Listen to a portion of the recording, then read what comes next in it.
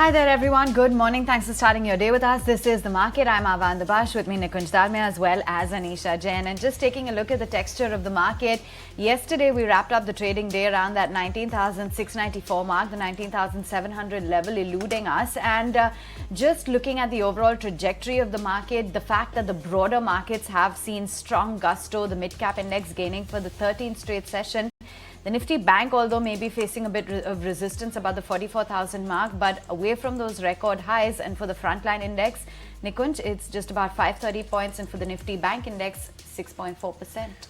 See, let's look at that screen, and for me, I think that screen in a sense just captures everything. First, let's understand the broad trend. I think the broad trend is that globally and locally, we are in a risk-on environment. That mid-air turbulence, what we saw in middle of October, end of October, that clearly at a global level is behind us. Global volatility has got crushed, dollar index is looking weak, and flows in a sense to other emerging markets have stabilized. So first is this big global picture, which is strong and supportive. Within that, the small and mid-cap stocks. The correction for small and mid-cap stocks, even though a lot of market men call them obese, they were due for a correction, they were reaching Humpty Dumpty levels. That has not really been the eyesore for the market. The correction, like a bull market correction, has come and gone. That's second part of the story. And third part of the story, let's look at the Nifty and the Bank Nifty. Well, my assumption was that end of October post earning season and the kind of robustness we got from banks, the Bank Nifty would lead the charge. But the fact that Bank Nifty is still 6.5% away from an all-time high and Nifty just 3% away from an all-time high, that just tells you that in the near term, Nifty is looking stronger than the Bank Nifty, and minus the Bank Nifty, the market in a sense, can it make a convincing new high and stay there? So that would be a bit of a struggle. So the way I see this week moving is, if you're long, stay long. If you are short, cover your short positions. But rather than assuming that the Bank Nifty will have will be able to lead the market higher, I would say that looks difficult looking at the technicals, looking at the setup, and looking at the news from RBI. Oh, well, yes, that's the verdict coming in. The market momentum continues on the upside, and that's quite visible, the risk-on mode that we talked about across the globe as well. Nasdaq has managed to inch to almost a two-year high. It's sitting at 22-month high levels. S&P has been gaining for fifth consecutive day, and the momentum there is also quite strong. It's already out of the correction zone, sitting with a gain of almost 18-19% on a YTD basis. And individual stocks have also gathered momentum. Case in point being Microsoft. That entire Sam Altman saga has been playing out in the US, and he's finally joining Microsoft, and on account of that, that stock surged to the 52-week high level. You also have Nvidia, which hit the record high level ahead of its earnings, so that stock too is something to watch out for. A lot of marquee investors have been talking about Nvidia, so that definitely grabs a lot of headlines across the globe as well. In fact, if you look at the tech giants as well, the market cap is actually larger than the four sectors. If you look at Apple and Microsoft, the weights in S&P 500 stands at around 14%, and that compares to energy plus realty plus utilities plus metals. Their total weight is just around 12%, and this is S&P 500 I'm talking about, not even Nasdaq, which is as it is tech heavy. So you see the kind of tilt that we are seeing in the market. Clearly, it's favoring the technology and platform companies. And Nikunj, do you think this could be the time when we see a rub-off impact back home as well? IT sector has been doing well in the last couple of weeks. In fact, last week it was the top sectoral gain, and yesterday as well did all right. Yeah.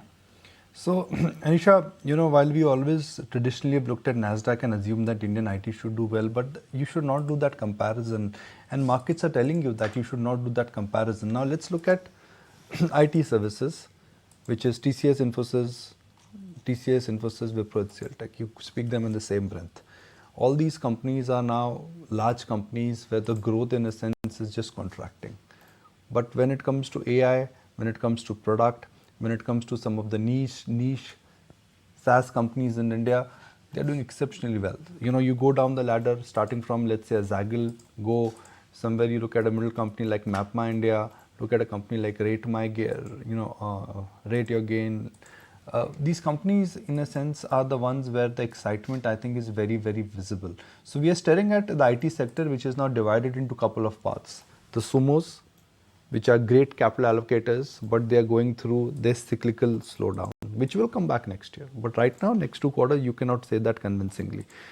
Then you got mid-cap IT companies, the niche guys who are doing rather well. So you got a KPIT, you got a Birlasoft, Coforge. That's a very niche cohort, so to speak, but very selective. And then you got the new, not the tech companies, but the real SaaS platform stroke the companies which in a sense are doing things differently. Now it could be in product, it could be in service, it could be in technology, it could be implementation. That's where I think the new next pot of gold is. And that's what markets are telling you. Look at where the market is moving. So while NASDAQ is doing what it is doing, but for anybody to assume that, okay, rally in NASDAQ means IT will come back, no, don't do that. Please don't do that mistake. You're comparing apple and oranges actually. Okay, fair enough. That's the overall view coming in on decoding the tech basket, if you will.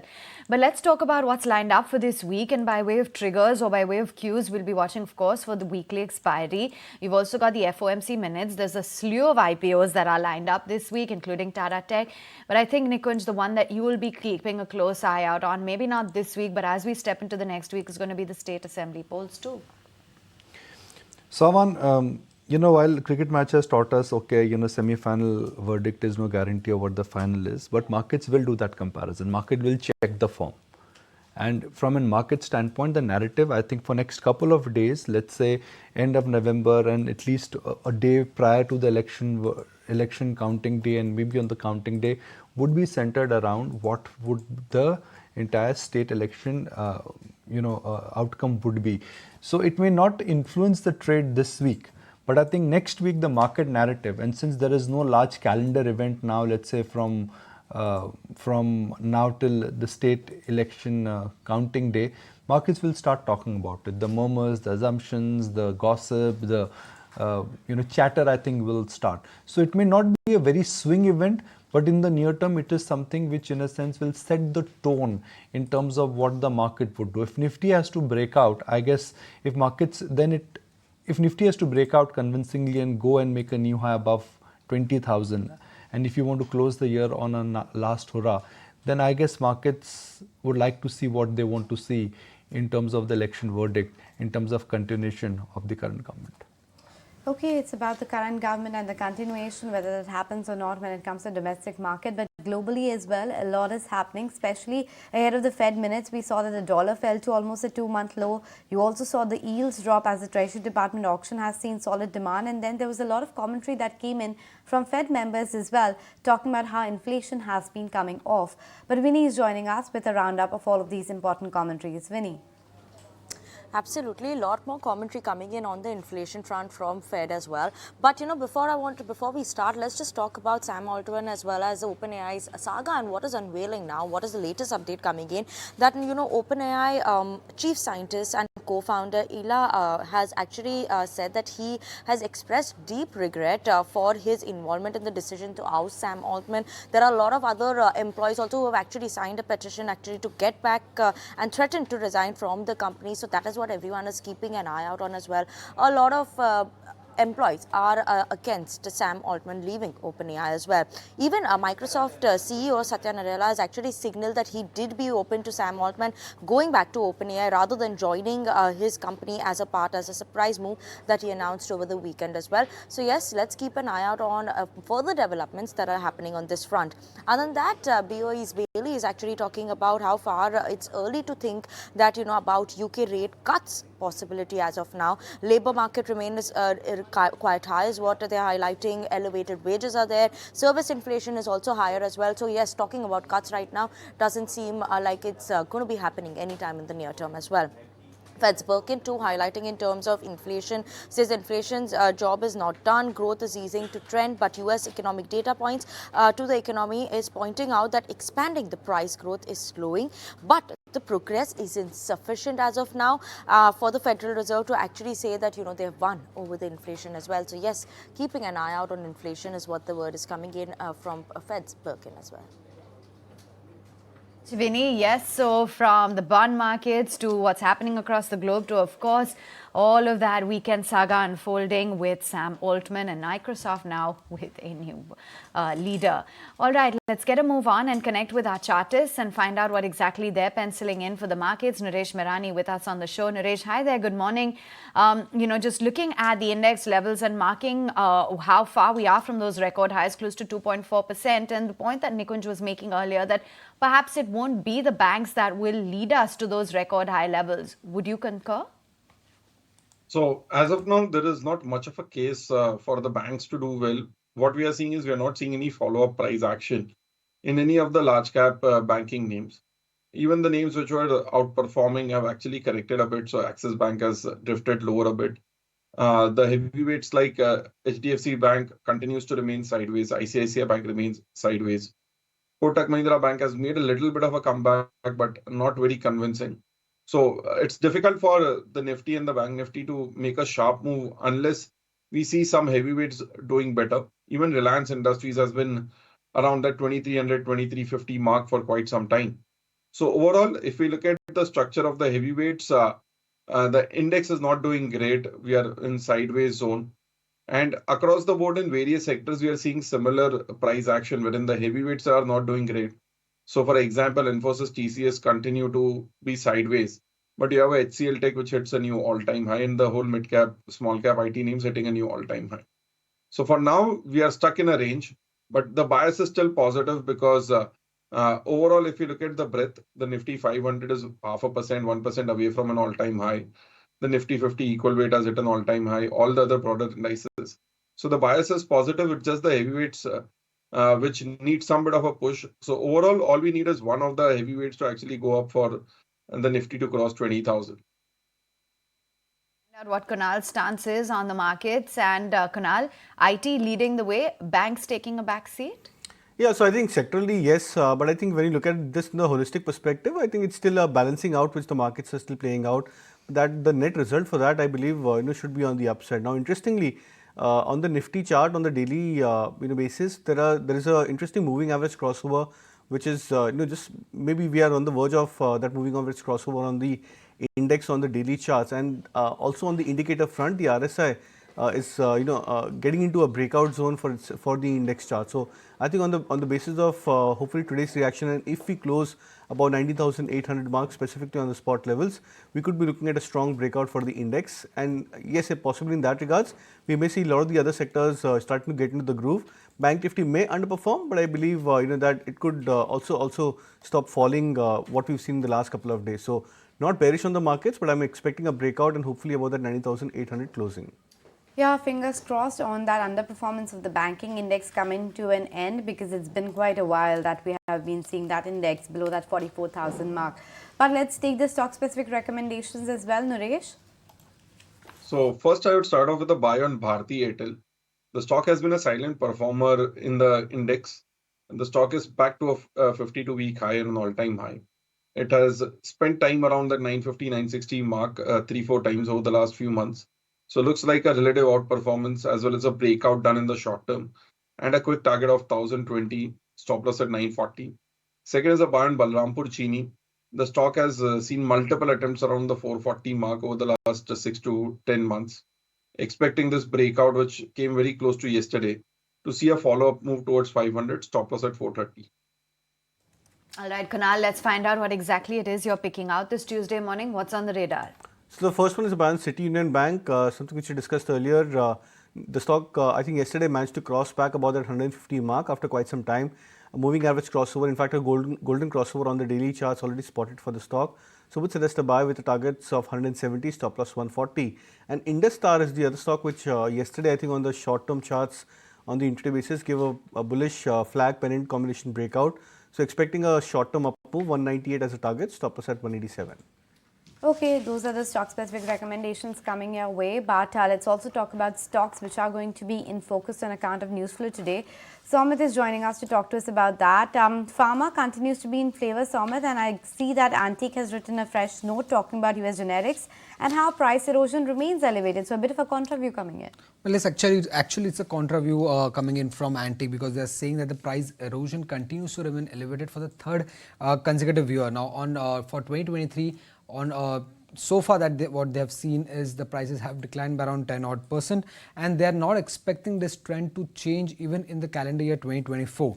Now, in 2022 and 2021 we had seen a high double digit price erosion. Now that has come down a bit and it's around 10 odd percent so far in 2023, but it continues to remain at an elevated level as per Antic. Now this is on the simple generic side. Now on the complex generic side, they are saying that the price erosion has actually come down, and that is because of the shortage of drugs that we are seeing in the in US, and along with this, the plant remediation issues have also led to a bit of a decline in the price erosion. Now, so far they have seen a price increase of around 5 odd percent when it comes to injectables and inhalers, as against a price erosion that they had seen in the calendar year 2022. So when it comes to complex generics, they are seeing a price increase, but when it comes to simple generics, they have seen a price decline of around 10 odd percent. Now they are also saying that this large price erosion will sustain, and currently we are not seeing a much impact of this because it's been masked by higher sales coming in from Revlimid for most of the players. But given the fact that the base businesses continue to decline, it could be a concern going forward. And three companies that they have focused here is Cipla, Dr. Reddy and Zydus Life. Now all these companies are benefiting from Revlimid, but going ahead they're still expecting price erosion in the base business, and these three companies have a large base business which could further see erosion going forward. So these three companies continue to remain in focus as per Antic. Because of price erosion, these companies would get impacted. There's a report from Macquarie. We prefer pharma stocks to hospital stocks. So it's always this, very contra kind of opinion which you get when you frankly when you talk about the US generic pricing. 10 years ago, nobody thought that there could be such a strong or a sharp price erosion. Similarly, a year ago, nobody thought that this kind of a comeback actually would be there in the US generic market. My logic is very simple, that look, if Indian companies are able to bring costs down, and if they're able to move up the complex chain, and if the benefits from China manufacturing is something which Indian US generic companies would get, you cannot be permanently bearish on these stocks. Second, we must not lose sight of what is happening in the domestic market. I think the domestic market is growing at a phenomenal growth, at least for some of the specific companies, and going forward that contribution to the overall kitty I think will start going higher. Now you may argue back and say that okay, the kind of run up what we've seen in some of the pharma stocks, it's too fast, it's too quick, it may not justify. But my understanding, based on when I speak to some of the pharma guys, that Indian companies, specifically the top three, are moving into complex generic. B, the dependence on the base generic is actually reducing, which would take 2, 3, 4 quarters before you will actually see change there. And C, the upside from the domestic pharma, I think, is something what the Antic report is not capturing. You can make a case that okay, pharma stocks have run up and a profit booking in the short term cannot be ruled out. That's that's acceptable. But my sense is that pharma, which got re-rated post-COVID, got derated, then it got hit because of price erosion. A lot of problems which are there in US, I think they are behind us now. So the price erosion would not be very substantial. It really would be 5-7% here or there, which I think you should be prepared for at any point in time. All right, that's the view coming in on pharma and Nikunj's take. Let's move right on and discuss mid-cap IT, and in particular looking at the pecking order within the mid-cap IT space. And KPIT Tech right there at the top, especially in the month of November at least. Well, yes, it has been an outlier, at least in the month of November. Nearly 33% gains we have seen from KPIT Tech in the month of November. And this is the highest monthly gain in many years that we have seen from KPIT Tech. Now, if you see other mid-cap IT companies like Coforge, Emphasis, Persistent, they are up anywhere between 5 to 15 odd percent. And it's not that the valuations were in favor of KPIT Tech. Even the valuation that I've seen for the 12-month forward valuation, they stood at close to 66 times. So is it the fact that they are an ER&D company that is benefiting them, Anisha? Yeah, that's partly the reason that they are in a niche business as it is. So of course they get a benefit. And the thing is that the company has managed to deliver time and again, despite the kind of weakness that we're seeing across the board.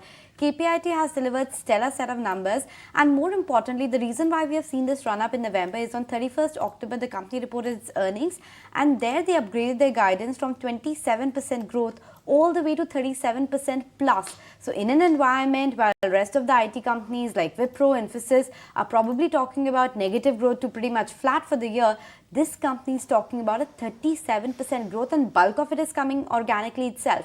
Not just that, even the outlook in the next 2 to 3 years, the company is very confident that the spend that we are seeing in the entire auto space is likely to continue, and that's the reason they're shifting their focus into commercial vehicles as well.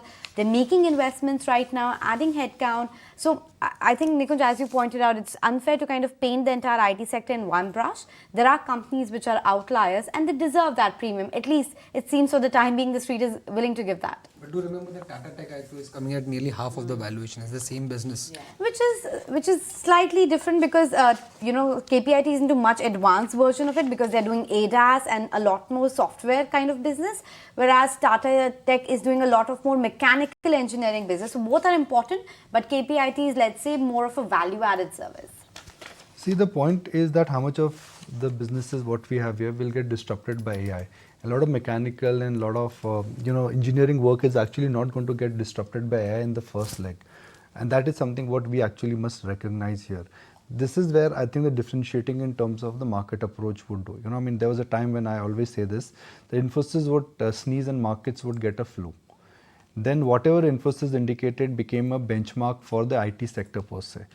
Then came a time when you started differentiating between mid-cap IT and large-cap IT, which actually happened very large during the COVID time.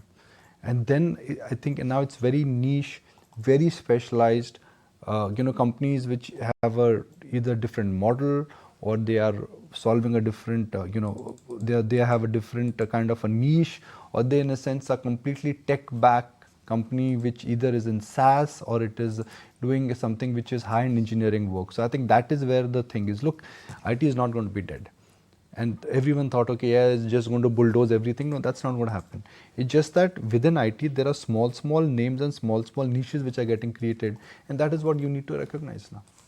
Okay, but interesting point as well that Samit brought up with respect to the kind of steep discount that Tata Tech will be valued at. Not exactly apples to apples, but still interesting. Thanks very much, Samit, for giving us those details and stocks to watch out for. Tell you what, we'll take a very quick break then right here on the show. Stay with us. Lots more market talk when we return.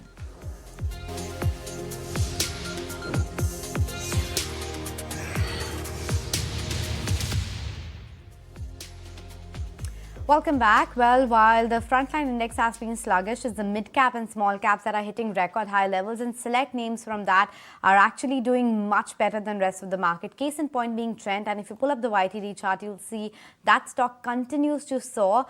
Yes, the naysayers have been pointing out how the PE valuation continues to be 100 times, but then there are likes of Saurabh Mukherjee, etc., who believe that the valuation is not the best metric to look at it, given the kind of growth that we are envisaging and how the Zudio business is panning out. In fact, my colleague Vamakshi did a deep dive into this stock to kind of understand how is this stock stacked versus rest of the peers across the globe as well. What are the levers for the company? Let's go across to Vamakshi to find out more. Well, yes, Trent is the most expensively valued retail stock, not only in India but globally. The company has a 12-month forward price to earnings ratio of 106.48 times, and in fact it has managed to surge over 90% on a year-to-date basis, making it one of the best performing retail stocks globally. Now let's also understand the reasons behind this significant re-rating that we've seen in this counter over the last few years. The company has managed to report an exceptional performance, especially in the wake of weak demand environment. They managed to post a very strong, robust same-store sales growth and have managed to expand their retail footprint. Zudio especially has played a very important role. In fact, the company managed to achieve a revenue per square foot of approximately 16,300, which is double the industry average. Notably, it is the only retailer to deliver strong profitable growth within the value retail segment. Overall, when we look at the company's fundamentals as well, they have been improving at a much faster pace than what the market was anticipating, and this in turn has to some extent led to the company's elevated valuations. Going forward, the fashion business is expected to drive growth for the company, especially Zudio. However, analysts caution that the aggressive entry of some of the national retailers could prove to be a challenge for Zudio. Apart from that, Trent's grocery segment, that is Star, represents a significant growth opportunity, but analysts believe that the need for capital in order to scale Star's business could pose a challenge and could remain a potential overhang on Trent's balance sheet. Overall, Trent has continued to defy market trends. The valuation is definitely elevated, but it will be interesting to see whether the company can sustain its impressive growth trajectory ahead. Thanks very much, Vamakshi, for giving us those details on Trent and just looking at the overall picture about valuations. Let's move right on then and hear it out, in fact, from Saurabh Mukherjee of Marcellus Investment Managers, because he's bullish on Trent. He, in fact, believes that Star Bazaar as well as Zudio are going to turn profitable soon. Listen in. So in Trent's case, you got to keep in mind three things on the valuation. So when the market says it trades at 110 times P, I'm always circumspect on P. There are three reasons why P in this case is relatively useless. Firstly, remember the Indas rules mean that every time you take stores on lease, you have to hit your accounting earnings, your declared earnings with an amortization hit. So it's a non-cash hit. It's not really relevant, but courtesy the accounting rules, you have to depress the published account, but it's a non-cash hit. So we adjust earnings for that. Secondly, our reading is Star Bazaar, their grocery format, is on the mend. We reckon in the next few quarters it will turn profitable. We've been visiting a lot of Star Bazaar stores over the last 6 months, and so therefore we are baking in Star Bazaar profits which are not in consensus numbers. And the third piece is on their Zudio business, which has been their big story post-COVID. We think same-store sales growth here will be considerably faster than what the rest of the market is expecting. So our reading is this company's real P, the actual P rather than the market, the P that the market looks at, is somewhere around 50 times. We think Trent has many more engines than the market understands it to have, and hopefully over the next 20 years, Trent will give our clients the 2000x that Triton has given in the last 20 years. Okay, let's take that discussion forward and welcome Mr. Sanjeev Bhasin as always. Mr. Bhasin, hi, good morning. Good to have you on the show. Let's start with Trent itself. Your view, is it expensive or expensive for the kind of growth that we are getting? So it's pretty much okay to give that kind of valuations. Yeah, good morning. So Anisha, you are aware that a lot of the new PMCs are shifting portfolios, and when they make a scramble for some of the mid-cap stocks, then the run-up is very sharp, and we've seen that in Trent. So the trend is your friend if you're following Trent right now, but like I said, it's very expensively valued. I would still give Reliance much more credence on the retail side, and I think they are expanding excellently. First time in 4 years they've broken even on a business which has long-term gestations and which has starting to turn extremely profitable. So I'm not saying Trent is not headed higher, but it is in a chase mode where everyone wants to buy a part of that. The numbers have been good, but the valuations are fully stretched according to me. I would rather play a Reliance Retail on this back, because I think they are expanding very sharply, and large part of their input costs now will start to turn into profitable, cash on the table over a period of time. So I would prefer Reliance Retail over Trent in the medium term. And in the longer term, that stock has already showing you extreme strength. So it's what you call a technical breakout and chased by some of the fund managers who have underperformed. Okay, what about Sanjeev, your outlook on what's happening within mid-cap IT? The fact that in the month of November alone, KPIT Tech has run up a stellar 33% in comparison to its peers, nearly doubled or more. Yeah, good morning, Avan. My top pick has been Persistent. Look at that stock. I mean, 3,300 is now close to 7,000. And Persistent is one stock which we are very, very bullish. We still think there are legs on the upside. And like you rightly pointed out, don't waste your time in following the large caps. Because except HCL Tech, none of the large caps have given the returns which mid-cap has given. And despite a lot of the soothsayers who are negative on IT, I think mid-cap is actually the flavor of the day, month and the year. I still think Coforge is one stock which you could look for, because there are no promoters, and that could be some sort of a news break or a rumor monger over a period of time. But Coforge business model and the underlying is extremely strong. We also like LTTS, given that they are expanding in all the right businesses and verticals. And LTTS did sign up that tie-up with Nvidia, so on account of that, that stock was high yesterday, and Coforge managed to maintain the guidance despite the volatility that we are seeing. So that stock too managed to hold up after its results. But shifting focus and talking about some other verticals as well, Mr. Vaseem, what's your take on Jio Financial Services? Finally, it seems that they would kickstart their business very soon in terms of lending, etc. as well, because they are looking at a maiden bond issue of almost 5 to 10,000 crore rupees, and that means they're getting in the growth capital and then quickly start deploying that as well. Your take? Yeah, good. So, Anisha, look, Geo is a slightly longer term story.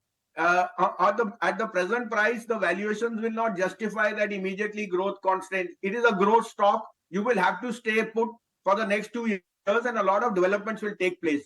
But unfortunately, the prey over there has been Bajaj Finance for whatever the right or the wrong reasons, and that is why you've seen Geo get a better share. Now there is talk of competition and other things. We know the distribution network, we know the tie-up with BlackRock. All these give credence that if you are looking for the next 2-3 years, then a Geo Finance in your portfolio is a must. But like we said, raising of capital for a Reliance group company is not an issue. But they are looking at the next 2-3 years where capital for a finance firm is the key ingredient. And I definitely think that if you are looking for a 2-year play, then Geo Finance fits your bill. In the short run, it may stay in a range till we get more earnings color and other news related. But the raising of capital is a positive. Yields have started to soften. And I would expect that the monetary rate of raising capital will also be on a lower edge in the last 6 months, since we've seen in the last 6 months. All right, stay with us, Sanjeev. Lots more to chat about, but let me welcome on board then Nikunj Dalmia. He's MD and CEO Institutional Equities and ECM from JM Financial Institutional Securities. Thank you so much for taking time out. I just want to get in a sense from you then, given the kind of backdrop that we're looking at, the fact that there will be triggers down the line with respect to the overall elections, the valuation picture for our own markets, where is it that you think India stands at the current juncture?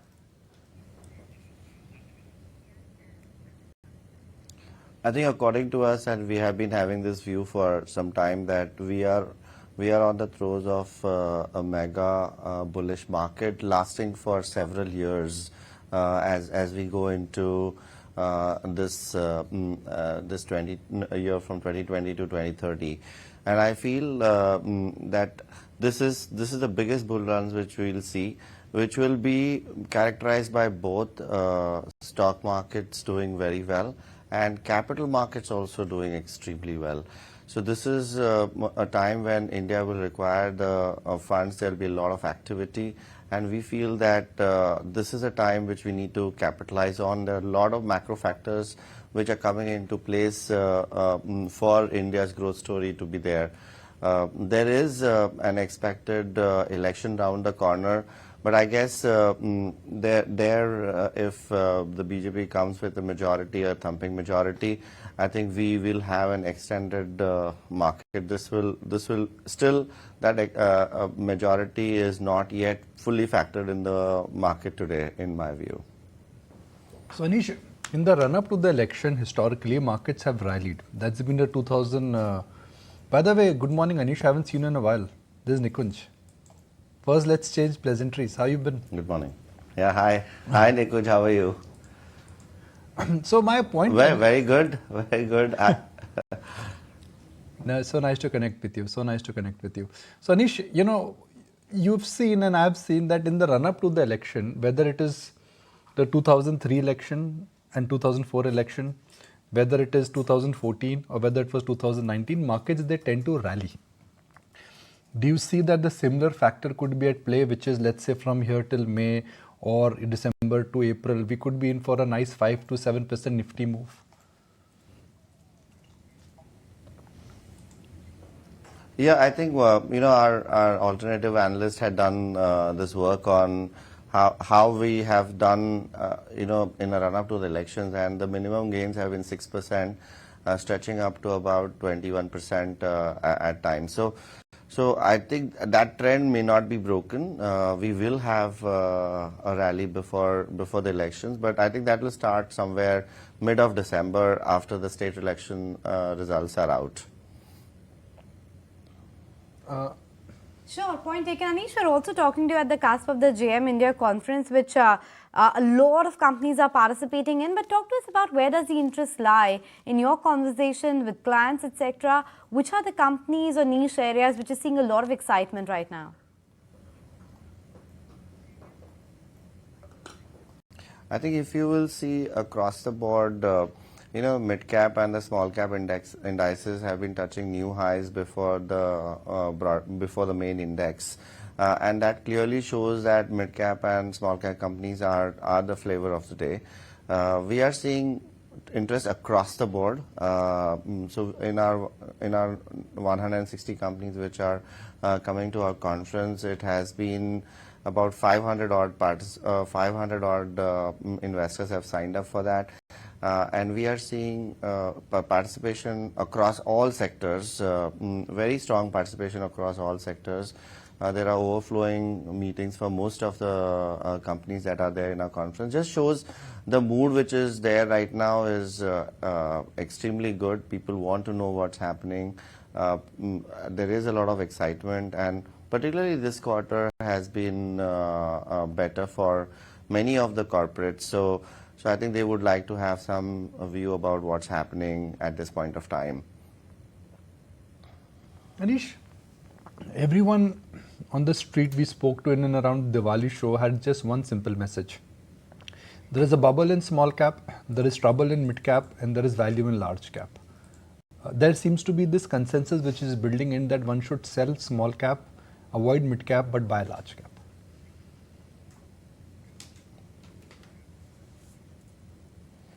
Okay, and yet we see mid cap and small cap indices touching highs before the Nifty 50.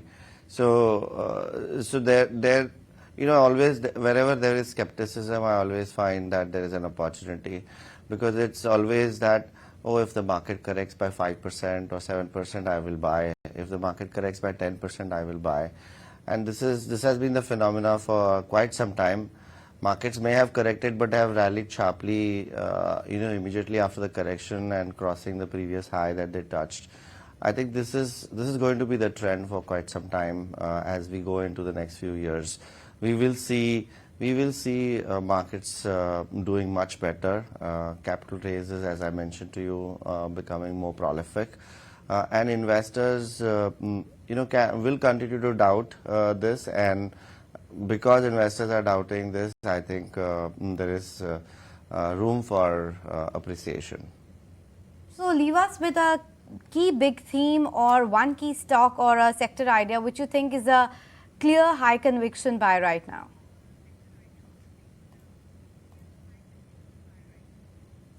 No, I think rather than having putting down to one thing, I'll talk broad-based themes which I think over the next 5 years should pan out.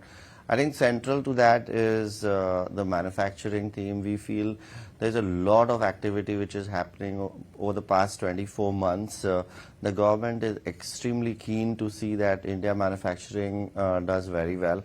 And around India manufacturing, while the key companies will continue to do well, the key manufacturing companies will continue to do well, be it engineering precision, be it process industries, be it infra. I think around that, finance will do very well, because finance is a bloodline of any growth in the economy, and I think financial sector is expected to do extremely well across all sectors, be it NBFC, be it banks, and across all, be it private or be it public sector, be it microfinance, be it small banks, be it any class of assets in the financial sector, that will continue to do well. We feel another big sector which is expected over the next 5 years is going to be logistics. There's a lot of things happening around logistics. If you look at globally, India is competitive on the men and material costs and energy costs, but not on logistics. Over the last few years, we have seen several things happening on the logistics cost side, and we'll continue to see that over the next 5 years. Logistics costs are expected to fall, and I think large corporates are expected to come in a very big way into this space and make sure that logistics costs get aligned to where the global logistics costs are. If that were to happen, India's story can continue much further.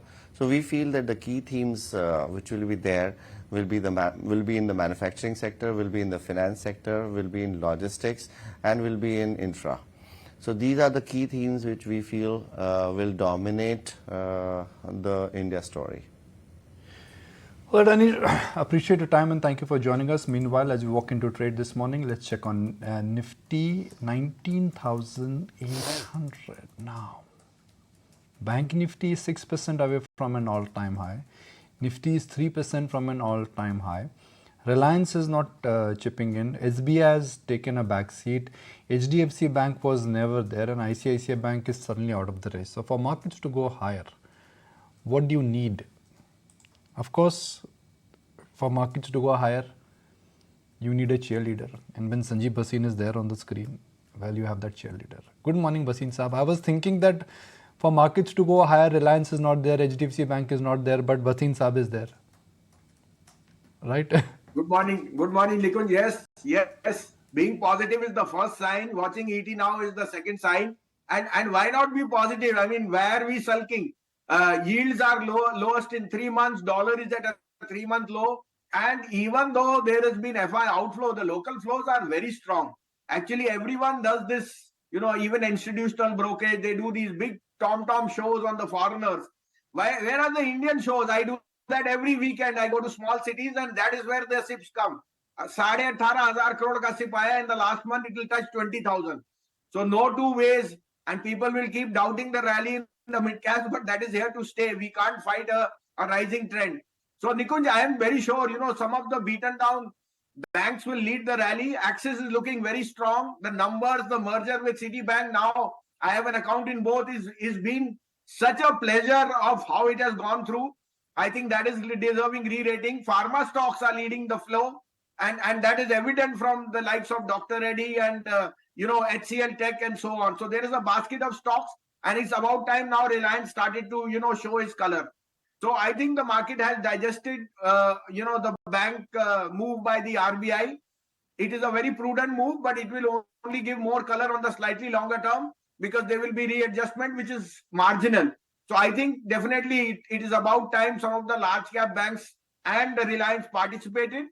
And I am very, very optimistic by the end of this month. Axis Bank, why does Axis Bank look strong? I mean, is there anything which you think Street is missing on?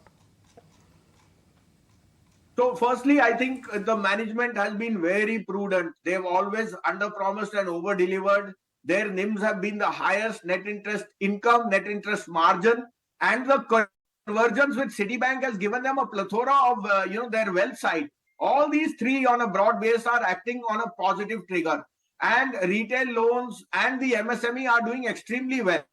It's a perfect combination of what you wanted in a banking industry with the pedigree and a merger of Citibank. It adds more color, and I think the street is actually missing out. It still trades at a discount to ICICI Bank, but given the charge of the book and the type of results they are coming out with, this stock is actually going to be faster at 1200 than I think ICICI Bank. So I would definitely put my money in this in Axis Bank. I think this is one stock which deserves to be re-rated on the basis of results, on the basis of the guidance which the management given, and the market share which they are gaining in both the retail side, the credit cards business, and the overall MSME spread.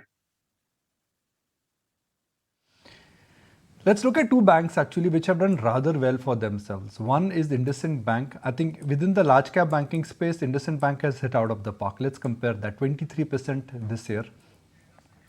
And compare that with an HDFC Bank, ICICI Bank, Axis Bank. So IndusInd Bank is really the standout. HDFC Bank in this year, hello, negative returns. I didn't realize that were flat returns.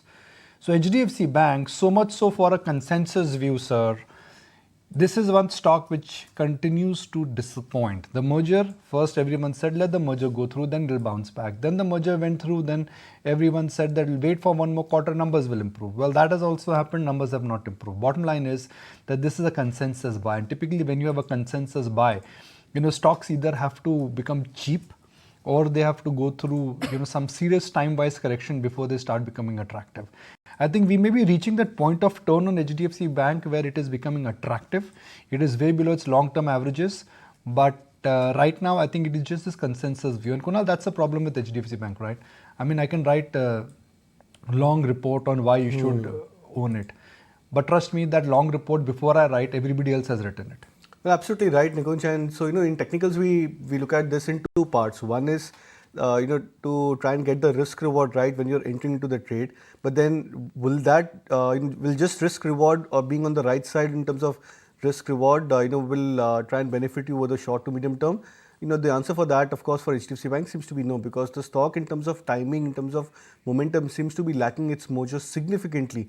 And we're not trying to restrict this to a time frame of 2, 3 months, 6 months, or you look at the last 2 years or 3 years of price performance. I think except for just 1 or 2 odd phases when the stock had rallied, specifically when the news for HDFC Bank and HDFC merger had happened, I think that was the only period where the stock had seen a sharp pickup of price action. But I think devoid of all of those event-specific moves for HDFC Bank, it's largely been a stock which has been absolutely sideways. So yes, time-wise, maybe risk-reward-wise, it could be a good level to buy HDFC Bank at this 1450, 1500 mark, which is also a major multi-month support. But then I think the extent of time which the stock can spend at current levels would be very difficult to try and look at this from a short-term play. And I think in that regards, the earlier point which you also mentioned, the likes of IndusInd Bank, for example, I think that's done exceptionally well for itself and looks very attractive. Okay, so that's the take coming in on some of these banking majors on Actually, that. Nisha, let's look at that graphic now. I mean, it is such a telltale sign. Here we are comparing from the COVID low, HDFC Bank. It's a 3-year return, and 3 years ago there was no COVID, there was no talk of a merger. So HDFC Bank in last 3 years has given you a 7% return. But let's look at the decade, I mean last 10 years. So last 3-year return, 7%, but last 10 years, what return has HDFC Bank given you? And see, this is the important one, right? In last 10 years, HDFC Bank has still been a 3x. So we can compress it in last 3 years. We can talk about HDFC Bank in last 1 year. We can talk about the YTD graph and say, okay, down 7%. But the bottom line here is that it has still been a 3x. It's still been a 3x, even though it was the most discovered, the most over-owned, the most widely tracked stock. Despite that over-ownership, HDFC Bank in last 3 years has been a 3x. And that is what you need to put in context here, Anisha, that we can amplify a 7% decline this year. We can talk about underperformance from COVID, but it is still a 3x, actually a 4x, 3.7. It's almost like 3.7, almost like a 4x, including dividend in last 10 years. Devin Choksi, good morning. Do you want to react to that? Hi, Nikunj, good morning. Well, I think nothing wrong fundamentally as far as I think the business of the bank is concerned. On the contrary, I believe that probably this bank has shown the ability to create the book size, which is in line with the requirement of the portfolio. On one side, you have the corporate book, you have the retail book, you've got the housing finance book now, and also the prime sector book. Each of these books are growing steadily at the rate of 20% except prime sector, which is probably, I think, is a good sign to reckon with, because in 3.5, 4 years' time, I think you're doubling the size of the book with a relatively good amount of stability. In most of the situation, one has seen the polarization. Here, I think one has not seen that one. It is a mixed book actually, which is giving the amount of margin of safety as well as and at the same time stability. So I'm very convinced about the fundamentals of this bank. Probably, I think all of us are trying to find out the reason for the underperformance of the large cap stocks, including HDFC Bank. Maybe I think one has to look into the data into the options market. The short seller, the one who writes the option here, I think has such a strong book vis-a-vis I think the person who is basically wanting to buy this particular option and create a long position.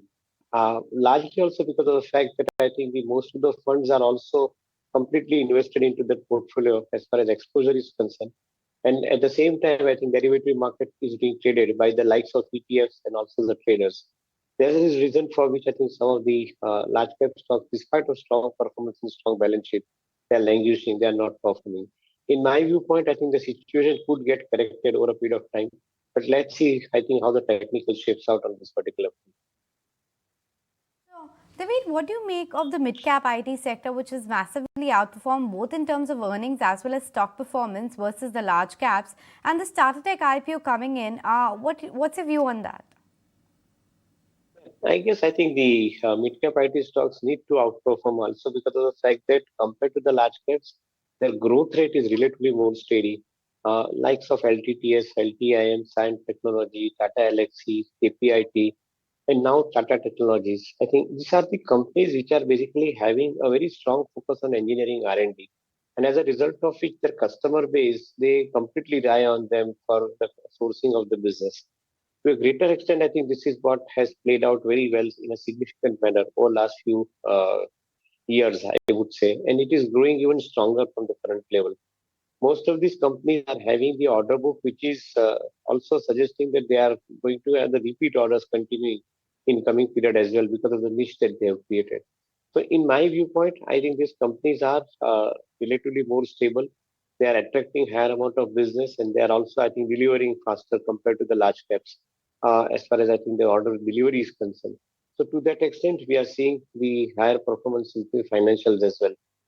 In my viewpoint, I think these particular companies are remaining relatively more strong and predictable compared to large caps, which are growing at a relatively smaller rate of course, also on the size. Maybe I think that's the reason for which I think one is strong and giving higher valuation also to these mid-tier IT companies. However, I think that situation might get corrected now for large cap companies. They've significantly underperformed for a variety of reasons. I would think that 24, calendar year 24, is promising to be a better year for many of the large cap companies where some of the large size contracts could probably start rolling in. And that's where probably stocks will get re-rated. So Infosys, TCS kind of companies holds a good possibility to see the upside in calendar year 24. Nuresh, if I could request you to go back to that whole graph of Bank Nifty versus Nifty. Bank Nifty 7% from an all-time high, Nifty 3% from an all-time high.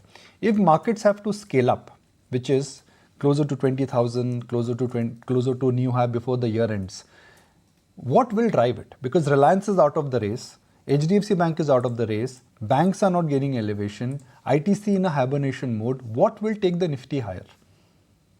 So if you look at the Nifty weights also, now at Nifty 50 right now, we are at closer to say roughly 500 points away from an all-time high and 300 points. So that's like a 1.5-2% move. Now that could happen with a 10% move even in a smaller weight index. So for example, if you look at what is happening with Nifty Auto, if it goes up another 5-10%, we go there. For example, FMCG, we've not seen any move in a Hindustan Unilever or ITC if they go up 5-8% from here. So we could go to 20,000 with the help of some smaller weights in the index with a little bit of a bump up from the heavy weight. So the point is we are just 2% away from 2 to 3% away from an all-time high. All we need is one of the names to actually firm up even in the smaller weight. So something like say auto index going up, a little bit of Kotak Mahindra Bank going up, which has done nothing. So we're not far away, but what we are seeing is we are seeing totally listless action across the large cap weights. We've not seen even a 2% uptake, downtake for the last few sessions. So overall, I expect the broader weights to do well. So if you look at Dr. Reddy's, Sun Pharma is close to an 8-year high. So we are seeing a little bit of a move up in the smaller weights of the index, but we are not seeing a similar move up in the heavy weights. So I would not be surprised if it could happen with the rest of the names apart from the heavy. So the view is we could go towards 20,000, 20,200 by month end, and it could happen with the rest of the Nifty names. Let's actually just take a step back and analyze what's happening with India, because a lot of these foreign brokerages have actually upgraded India, whether it was a CLSA or a Nomura or a JP Morgan. Now you have Morgan Stanley and Goldman Sachs also coming out with their notes just last week and talking about their targets for the next year. Nikunj, does all of this make you believe that this FII FOMO is going to be the case in the next 2 to 3 months perhaps? So Nisha, I look at the scenario, and this is again a sell side recommendation. Ultimately, none of the sell side, if you remember the beginning of the year, what was the consensus view in sell side? And the time when we turned bullish was that everybody had a very flat target for the year. The general view was that Nifty will give you no return. Small and mid cap stocks will give you negative returns. The reverse has happened. Not that Nifty is giving you great returns this year, but it's much better than what the consensus view is. I look at the scenario differently. I say, look, whatever flows have to come because of this macro interplay, dollar is weak, crude is down, will happen in next 2 or 3 months. Post March or closer to election, I don't think FIs are going to come back. Okay. Because there's a binary event risk, which history has taught us, and that event risk could be 5 to 15%. It could be more if the outcome is not favorable. So if you're for institutional investor, you would say, look, I'm happy to come at a higher price, but I'm happy to come with a 5-year view, and I'm happy to give 5% of my proposed return. So I might as well come after May. But if markets like the verdict and everything goes as per the script for Indian markets, then we are looking at 2024 perhaps being one of the biggest year of inflows into Indian market. And it could be debt and it could be equity. Debt because of the JP Morgan bond inclusion. FI inflows largely because then you suddenly will emerge as a country where 5-year strong economic growth, good political stability, attractive valuation, while rest of the world either is becoming sick or is already in ICU. So that narrative will certainly change after May. The point is that will FIs and will investors buy into this narrative from now till March? So, or will markets start discounting that in? That is anyone's guess. But if all goes well for Indian market in terms of an election and what they want, then 2024, mark my words, I don't have a pen, I would have written it down, will be one of the best years of inflow. May not be the best year for return. Return and inflows are separate, but it will be one of the best years for foreign inflows. Yeah.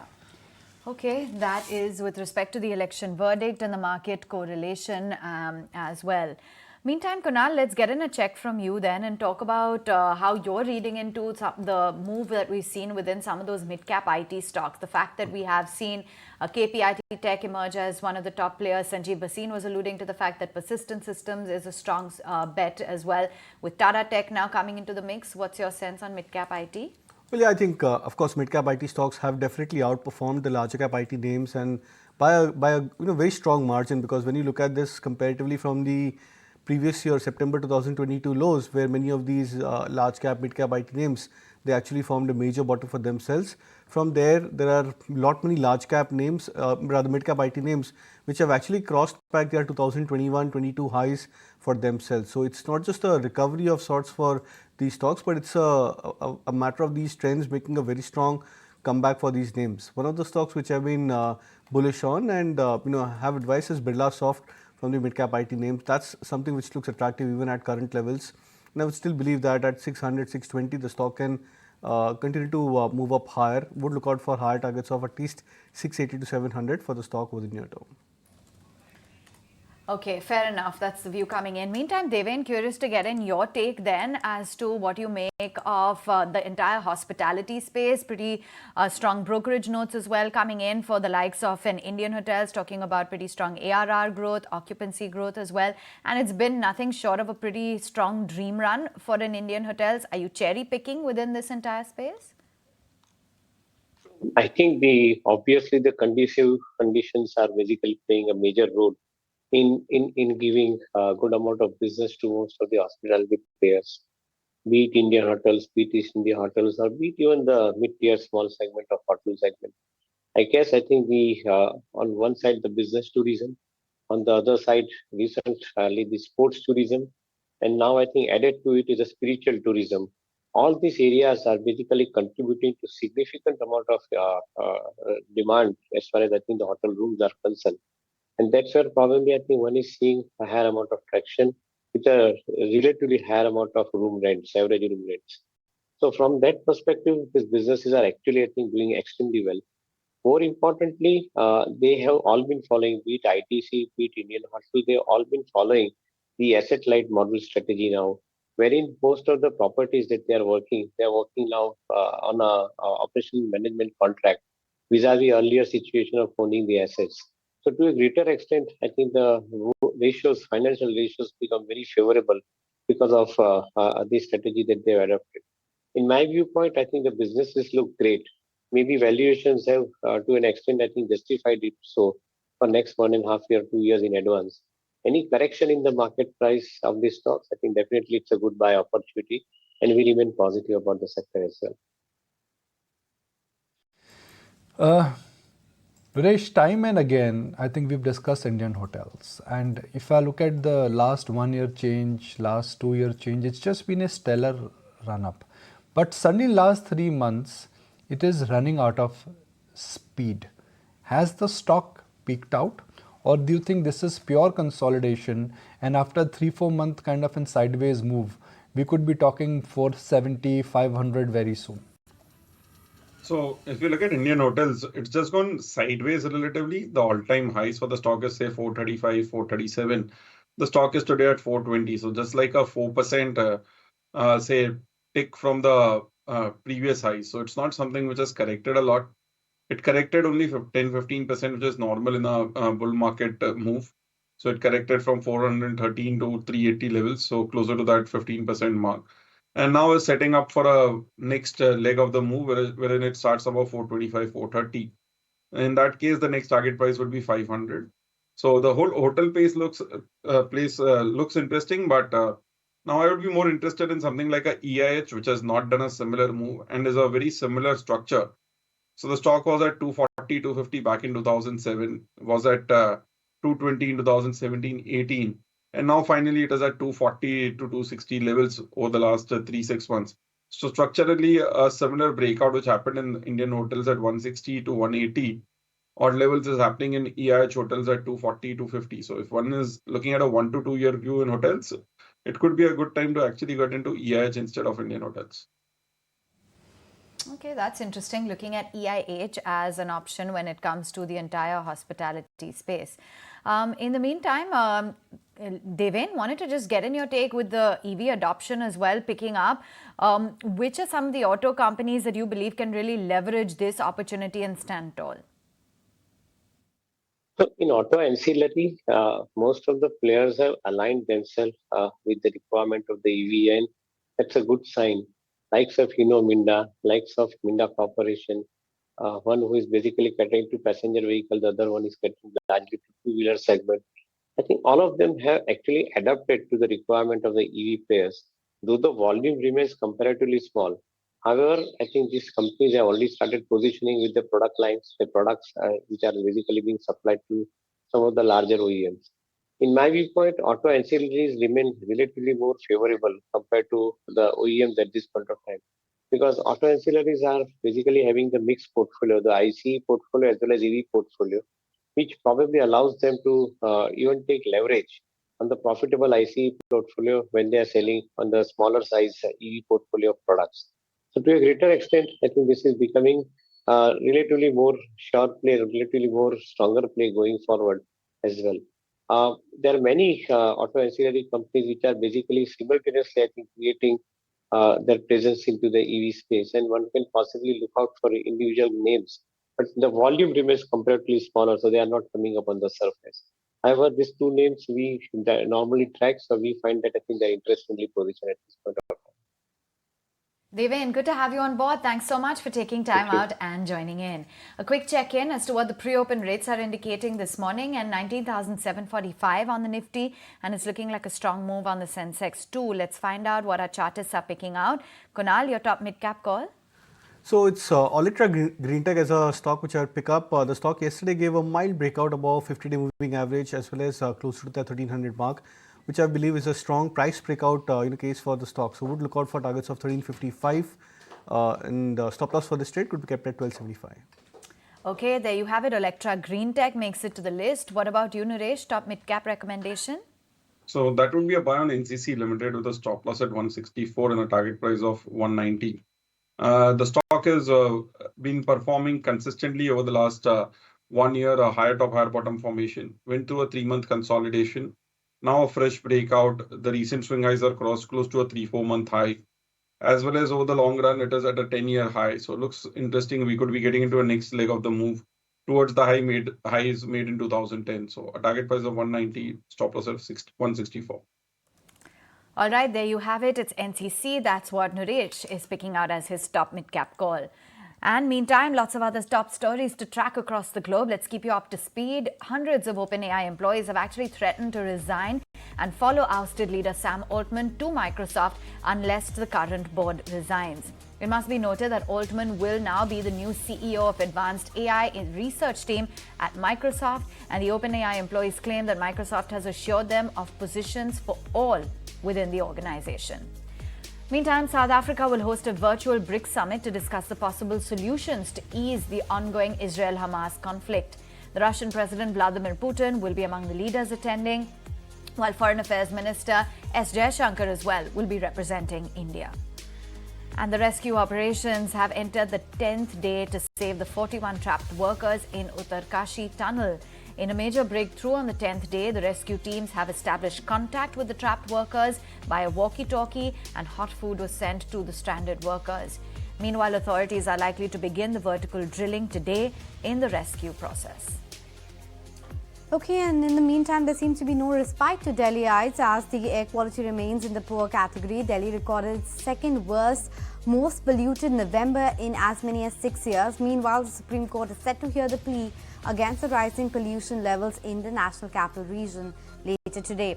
Shifting focus to the headlines coming in from across the globe, and this is a moment of pride for us here in India. The renowned comedian and actor Veer Das has actually shared the International Emmy for comedy with Derry Girl Season 3.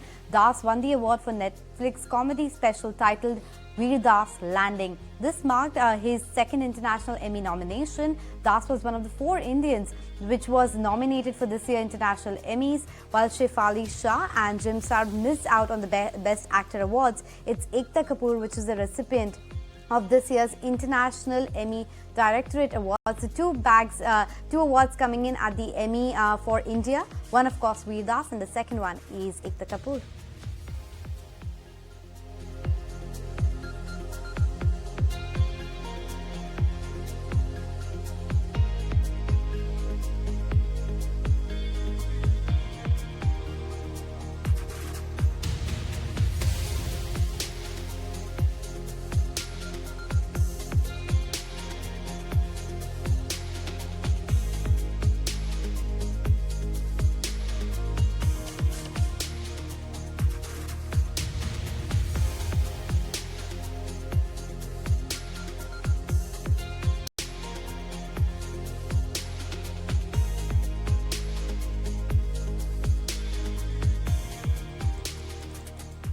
All right, time to find out what the khabar is on the street then today, and we've got Sharad here for that. And it's Nestle India that will be in focus. They're expected to launch a plant-based protein product segment soon. How is that new launch expected to pan out for the company? Sharad, fill us in. Well, in focus, we are having Nestle India, and the buzz in the street is that the company will be launching its plant-based protein products in the Indian markets, and of course this launch is expected to come in the coming quarters. The analysts did talk about this segment as a high margin, high growth segment, and currently it's in the nascent stage when it comes in the urban markets. This is actually being overall fed by the D2C startups currently. Also importantly, management has stated that they would be launching these products relevant to the Indian markets, and they may not launch whole chicken or whole fish items, and globally the company is supplying plant-based shrimp, tuna, chicken shreds and eggs as well. Thanks, Sharad, for that. But shifting focus and listening into the editor's take on the pharma sector. It's always this, very contra kind of opinion which you get when you when you talk about the US generic pricing. 10 years ago, nobody thought that there could be such a strong or a sharp price erosion.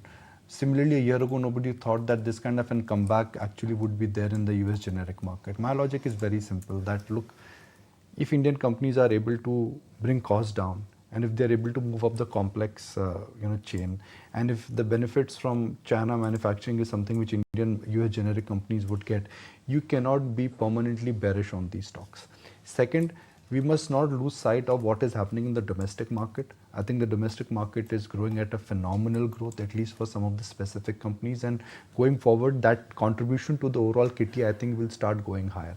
Now, you may argue back and say that, okay, the kind of run up what we've seen in some of the pharma stocks, it's too fast, it's too quick, it may not justify. But my understanding, based on when I speak to some of the pharma guys, that Indian companies, specifically the top 3, are moving into complex generic. B, the dependence on the base generic is actually reducing which would take 2, 3, 4 quarters before you will actually see change there. And see the upside from the domestic pharma, I think, is something what the Antique report is not capturing. You can make a case that okay, pharma stocks have run up and a profit booking in the short term cannot be ruled out. That's that's acceptable. But my sense is that pharma, which got re-rated post-COVID, got derated, then it got hit because of price erosion. A lot of problems which are there in US, I think they are behind us now. So the price erosion would not be very substantial. It really would be 5-7% here or there, which I think you should be prepared for at any point in time. Okay, there you have it. That's the editor's take. Let's move right on then and tell you a little bit about the index calls this morning. What is it that our chartists are advising? Well, on the index, it seems to be tilting towards a hold, although Kunal has a buy call on the frontline Nifty. Do remember, we're marking as well how far we are from those record highs and what are going to be the constituents to drive it. So the market moodometer this morning, though, is a hold call. That's what our chartists are suggesting. Moving on to the Nifty Bank Index, no trade says Naresh, hold on says Santosh, and buy recommendation from Kunal Bothra. Do remember, for the Nifty Bank, we have been facing resistance around the 44,000 mark. And in comparison to what the rest of the sectors, particularly IT, has been doing, it's been a bit sluggish for the Nifty Bank. Naresh, why it's a no trade on the Bank Nifty? So really no strength as such. Would wait it out and wait for a tick above 44,500 odd levels to participate here.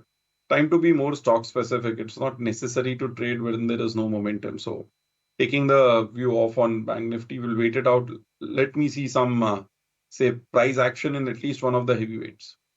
And Kunal, you have a contra view, right? Yes, Nikunj, completely contra. And in fact, I believe that this is a dip which we generally look out for to try and go for a contra buy on both the indices, Nifty as well as Bank Nifty.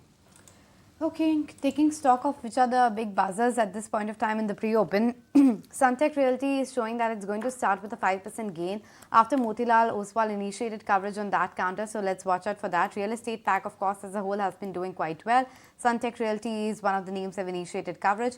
KEC managed to bag orders worth around 1,000 crore rupees. So that stock too is suggesting that it will open up with a gain of almost 3 to 4%. And then you have names like Solar Industries, Chemplast, BSC, Electra Green Tech, which was Kunal's pick as well. All of these stocks are likely to open in the green. What's likely to be on the back foot are some of these public sector entities, especially the energy names. So Coal India is suggesting a downtick to begin the trade with. ONGC is also lower. Tata Consumers is the other one, which is lower in the trading session. In fact, Kunal, let's dig deeper into the real estate sector a bit more. Of course, has done very well this year. In fact, that index is up 61%. Prestige is almost double this year. DLF is higher by 70%. But would you still maintain DLF as one of the top bets? Well, yes, DLF, Anantraj are the two stocks which I have been very bullish on. Of late, we've also been starting to get a lot more bullish on the likes of Godrej Properties. That's a stock which I think, also looks reasonably, poised for a very strong breakout, even though it's not rather nowhere close to the previous highs of, I think, 2,200 in 2021 for Godrej Properties, but nevertheless the charts over the very recent term have been looking very attractive. So, and I also strongly believe that what we are looking out for is not just a 10%, 20% kind of a swing return for these stocks. The fact that DLF and Anantraj are both looking attractive from the next couple of years perspective, that makes it the trade of a long term. It's been such a great year for realty stocks that it's absolutely amazing. Of course, the index will look skewed because of DLF's weightage in that. But in general, real estate stocks have done well. I mean, stocks which were really the backbenchers, they've come back. So the hallmark of this year is the backbenchers now have become the real, cheerleaders. Whether it is power, whether it is PSU, whether it is real estate, or for that matter, even, those dead denominated stocks which everyone said that we'll never buy them. They are the ones you want to avoid them completely. The term which everyone started using for them was LML, le mat lena, in some of these debt companies, but they've just made a comeback. So it's been a year where the surprise has come from unexpected pockets. HDFC Bank was supposed to do well, but HDFC Bank has not done well. Banks were supposed to carry the momentum, they've not done well. IT was supposed to extend its magic of 2021 and 22 to 2023. That's not done well. So it's been a year where a lot of basics in terms of assumptions have got challenged. Small cap, I mean, a very basic assumptions got challenged that, okay, they are expensive and they will remain expensive. I think the biggest disappointment has been banks. The biggest comeback story in my book is pharma. The laggard which has caught up is power, and auto has been a pleasant delight. It's been a good year, guys, in terms of where the assortment of things has actually moved. 5 seconds to go. We'll talk about more such views with our guests, but for the moment it's on the wall. Let's first look at all the rates. Tuesday morning, and it's a full house of green. The breadth, I think, is absolutely impeccable. I think impeccable is the word. 1:14 advanced decline ratio. You see that in a very rara kind of a bull market. The bank nifty, will it make a comeback, or will it be back to again, a good start and then a slow stop? Some of the heavyweights, Infosys, Wipro, TCS, they are off to a good start. Dollar index is weak. Is that strength in commodity? So I will not be surprised if ferrous, and especially the global ferrous companies like Tata Steel, JSW Steel, they could be in for a good comeback. JSPL also could be a decent one to watch out for because they've reduced their debt. Now let's look at the real patronized trader stocks. Suzlon, JP, Vodafone. What's the pattern there? Suzlon, JP, Vodafone. Suzlon 41.5. Can come down to sub 10 rupees. JP Associates 19 rupees. And then Idea Vodafone hit a fresh 52-week high, I think earlier this week or last week. Now it is at 14. So it's just been a full all-round performance, at least for the market in terms of the opening first rates. A lot of green on the screen, I think, is visible. Yeah, a lot of green, and that is visible in the advanced decline ratio. But leading from the front is the real estate pack, not just Suntech Realty, which was actually in initiation. Look at a Mahindra Lifespace. That stock is higher by 5%. Oberoi, which is making its foray into Gurugram, as well as announced one new project, a luxury project in Thane, is also seeing a positive reaction. As we talked about the dollar sitting at 2-month low, there is a positive momentum in metals. So whether it's a Hindalco, Hindustan Copper, a SAIL, all of these stocks are doing well. And in fact, metal is one of your top gainers in terms of the sectors as well. IT, PSU banks, energy, these are some of the sectors which are leading from the front. In stock-specific action, you have Latent View, which is up around 3.5%, KEC on account of that order win, and ditto can be said for other companies as well, which have backed some orders. Electra Green Tech is higher by 3%. JBM Auto, another EV, commercial vehicle plays higher by 3%. So a couple of these names deserve mention. And then Tata Invest, that continues to run quite a bit. It's 3% higher, and we were highlighting how this entire holding companies are coming back in focus, and seems like there is no discount as far as this holding company is concerned as well. On the losing side, Coal India, ONGC, a couple of these PSU energy plays. KPIT Tech is also softening a bit, so we are seeing a bit of a negative reaction. And Nykaa, Kalyan Jewelers, Max Health, these are some of your other losers, but it's more green than red, Awan. It is. The breadth is skewed in favor of the gaining side, as you can see, quite firmly. And while those movers that you mentioned on the downside, that is made up by the likes of a Mishra Dhatu or a Welspun Corp, a Solar Industries, or even a KEC International for that matter. Time to find out what our chartists are looking at when it comes to the screen. And 19,750 being conquered. Kunal, what do you make of the initial ticks, and what would be your first trade? I think it's a good start. We've managed to surpass the last, I think, 1 day of swing high, at least on the Nifty. So we'll wait out for more follow through on the upside. IndusInd Bank is something which I'd be bullish on. I think yesterday the stock closed at 1500 odd levels, which is also closer to the previous swing highs, as well as completing a bullish pattern on the daily charts. All right, there you have it. And Naresh, let's get in your first trade. So that would be a buy on Bharti Airtel, a new all-time high here. Looks momentum is set towards the 1,020 mark.